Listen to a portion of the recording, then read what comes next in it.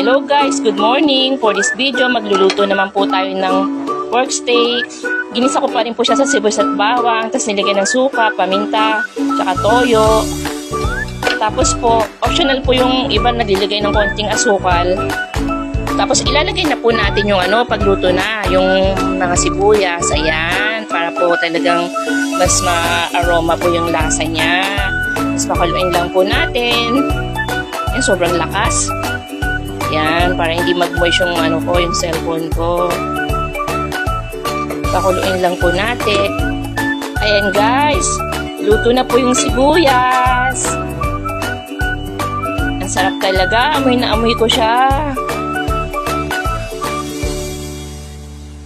Thanks for watching guys. Bye-bye.